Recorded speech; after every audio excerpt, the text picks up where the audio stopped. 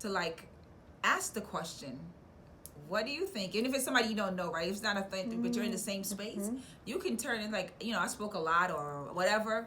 What do you think? Right? Yeah, And that's a great pause and just let it be silent for a minute. Because sometimes folks just want to know that you really want to hear what they have to say.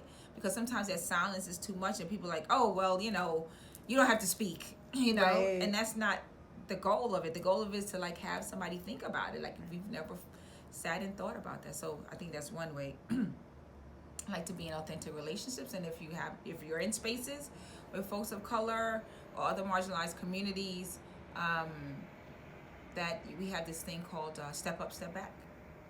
So step up if you haven't been talking a lot, but step back if you have. And I think we don't practice that enough, just period in general. I think all across the board, but especially in those kind of, I think, dynamics of white or black or white of someone of color or whatever that contradiction or that opposite, quote unquote, might be. We don't sit back enough to allow the community that's probably most marginalized to just have that space. Mm-hmm. Like, what do you think? Yeah. So that was a long one. How I think my son might have still been in middle school, or he might have been in high school. I'm not sure. We might have just been coming out of the testing piece. And we had, I was part of a panel or conversation, and I wasn't all in on opt-out. I got to be quite honest. I was like, why do I want my child to be the guinea pig? I was trained just like everybody else to think like these tests were the things that we have something to measure, right?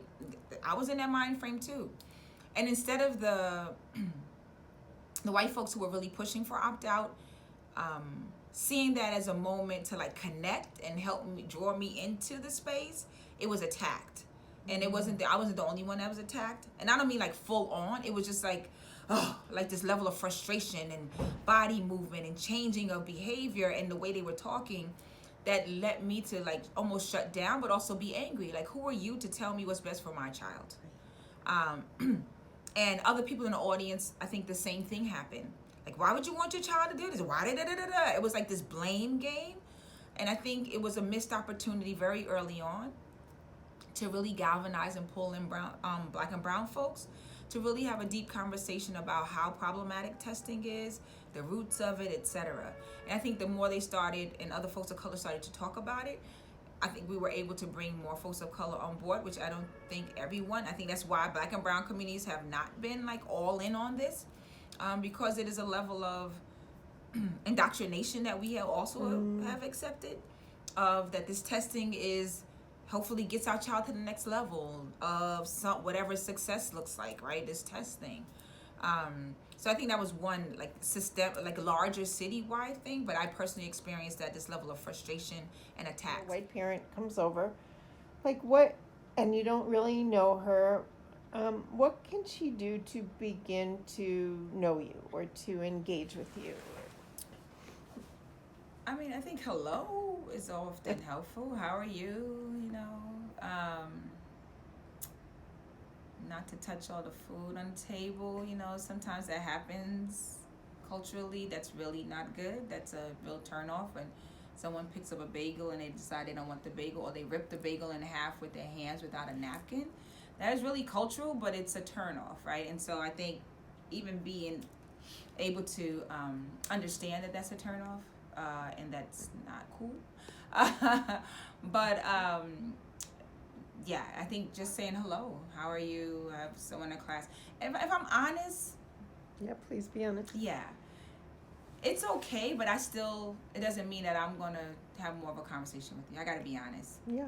Because there's still some stuff there. Because you come up to me, I don't know you. I'm like, I ain't never seen no white people in my neighborhood before.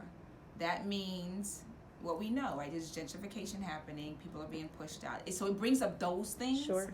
Right away. But should I not say hello because I think you might be feeling not. that? No, absolutely not. Please speak. That would be worse if you didn't. And I think, again, as I talked about, it's like this consistency. If I saw you again, I would hope you speak to me again, right?